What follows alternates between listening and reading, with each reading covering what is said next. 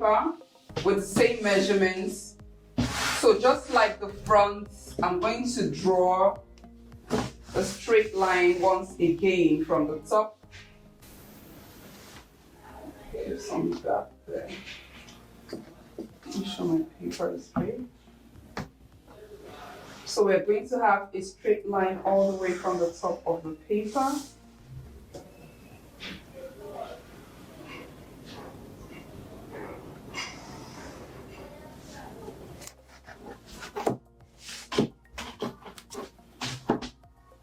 And then I'm going to mark the length of the skirt. Remember, our skirt length is 25 inches.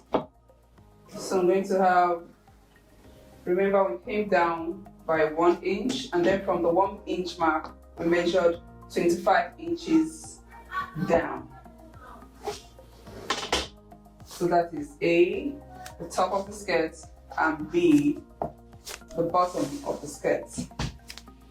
I'm going to measure now the hip depth once again, 8.5. That's it. So that is going to be the line C. I'm going to square out once again from line A, from line C, and square out from line B. So we're marking our measurements now. For line C, which is the hip line, we're going to have 10.5. That's our hip measurements divided by 4. 10.5. And then we're going to rule all the way down. Remember that the hip measurement is a measurement for the fullest part of the lower body. So that is what we use to start the pattern for the skirt.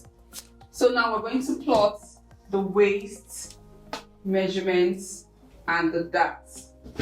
Starting from the darts, just like we did in the front skirt, once again we're going to measure half of the waist measurement divided by 4. So we have 4 inches. So after your 4 inches mark, we're going to measure 1 inch again, and then we'll find the center point within the 2 measurements, and then we'll square down once again. Square down till you have 5 inches mark. So we're going to join the dart legs. So from ½ inch at the side here to 0 at the 5 inches length, and then join from the dots here to the end of the dart. So once again, just like we did in the front, half of the waist measurement, a quarter of the waist measurement is 8 inches. So we have 4 inches, and we'll add the other 4 inches to the side again. So by the time you're done, you're having 8 inches plus 1, giving you 9 inches. At this point, I'm going to connect the hip to the waist once again, just like we did in the front. Okay?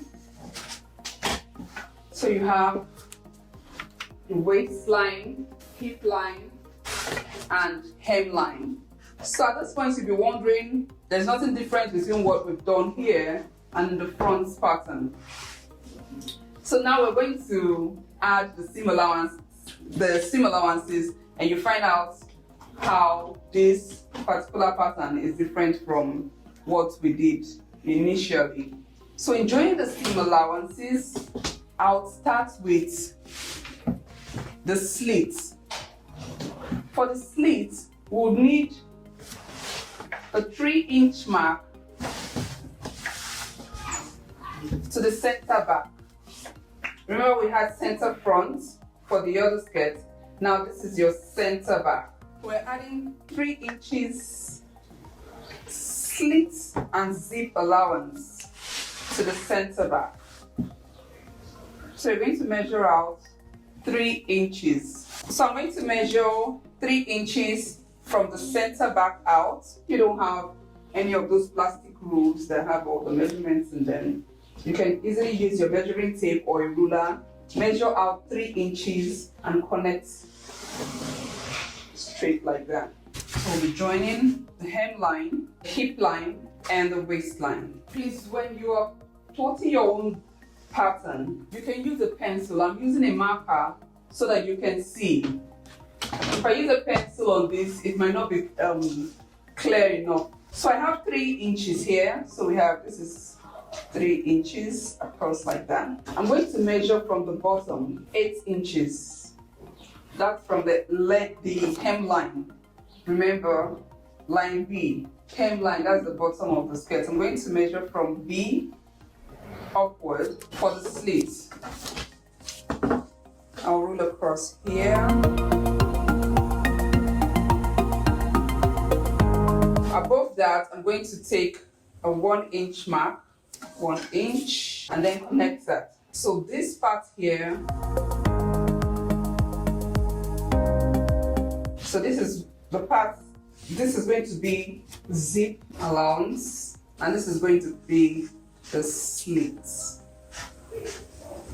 But now we can do the same thing that we did on the front skirts, adding 1/2 inch seam allowance to the top of the skirt. We're adding 3/4 to the sides, and at this point you can draw a straight line. So this should extend because we're going to have the hemline go across. Always use your curve rule to mark curves. Here we're going to have 1.5 inches for the hemline.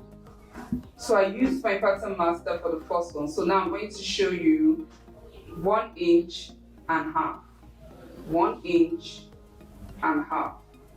So we can have 2 marks here, and then we can connect this. So this goes all the way across to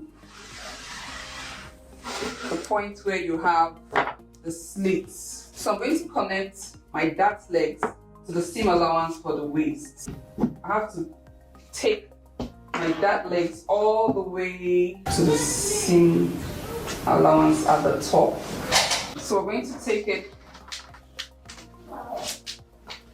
from one end of the dart leg to the other, and then connect. Okay, so that is it. So I'm going to cut out the pattern. Now you're going to see the actual shape of what this is going to look like when we're done cutting.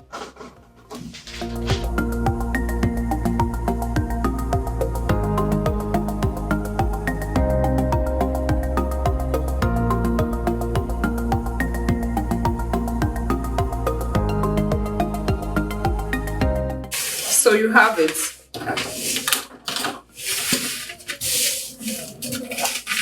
The front pattern and the back pattern. So now we're going to cut out on fabric.